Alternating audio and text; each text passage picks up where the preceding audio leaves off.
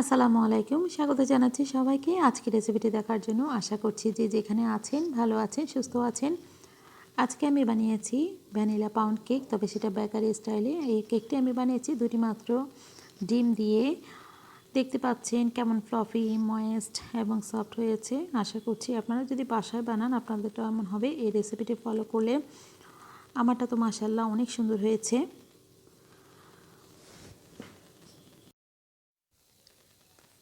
এই পাউন্ড কেকটি বানানোর জন্য প্রথমে আমি একটি মিক্সিং বোলে নিয়ে নিচ্ছি দুটি ডিম।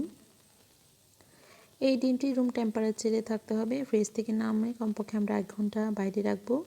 আর রুম টেম্পারেচারে না হলে ভালো হবে না, কেকটা ডাউন হয়ে যাবে। তো আমি সাথেই দিয়ে দিচ্ছি চিনি। তো আপনারা চাইলে আইসিং সুগারও ব্যবহার করতে পারেন।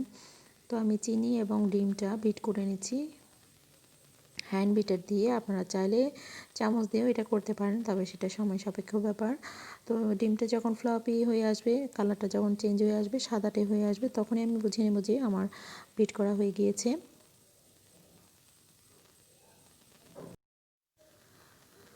ডিম এবং চিনি বিট করা হয়ে গিয়েছে। এখন আমি সাথে দিয়ে দিব তেল।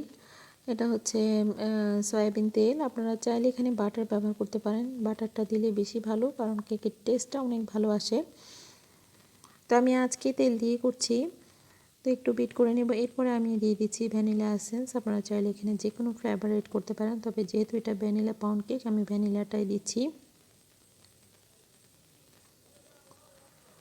এখন আমি শুকনো উপকরণটা ছেঁকে নেব। নিয়ে নিচ্ছি ময়দা,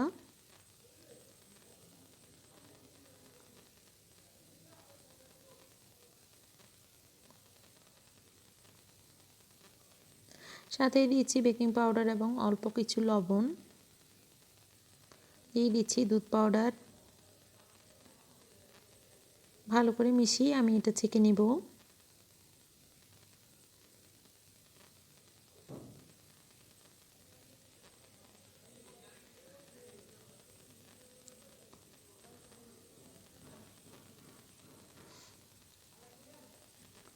সবগুলো উপকরণ ছাঁকা হয়ে গিয়েছে।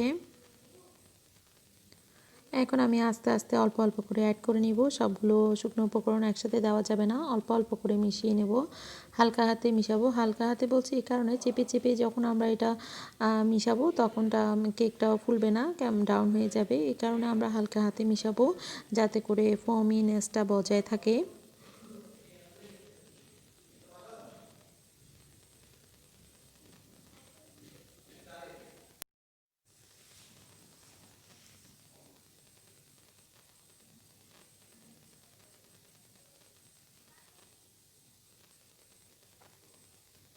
মেশানো হয়ে গিয়েছে প্রায়।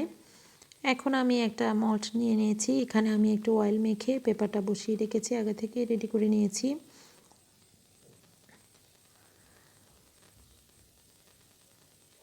এরপর আমি এখন ঢেলে নিব।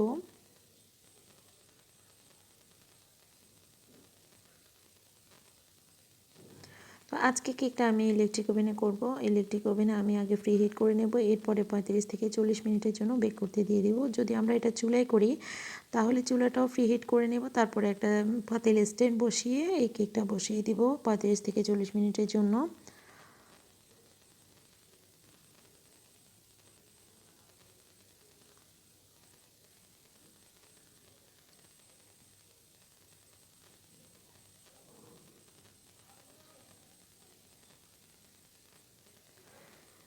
এখন আমি একটু ঝাঁকিয়ে নেব, যাতে করে এর ভিতরে কোনো ধরনের বাবলস না থাকে, ভিতরে বাবলসটা যেন বের হয়ে যায়। এরপরে ওভেনে বেক করতে দিয়ে দিব। তো কেকটা হয়ে গিয়েছে। এখন আমি টেস্ট করে দেখব আসলে কেকটা হয়েছে কিনা। কাঠিটা একদম ক্লিন হয়ে এসেছে, তার মানে কেকটা হয়ে গিয়েছে। তো আজকের রেসিপিটি যদি ভালো লেগে থাকে অবশ্যই লাইক, কমেন্টস এবং শেয়ার করবেন, এবং আমার চ্যানেলটি সাবস্ক্রাইব করে নেবেন, যাতে করে পরবর্তী রেসিপিগুলো দেখতে পারেন। তো বেল আইকনে ক্লিক করে নেবেন। ধন্যবাদ সবাইকে আজকের রেসিপিটি দেখার জন্য। আশা করি নেক্সট আরও ভালো, আরও সুন্দর রেসিপি নিয়ে অবশ্যই আপনাদের মাঝে হাজির হব। ধন্যবাদ সবাইকে।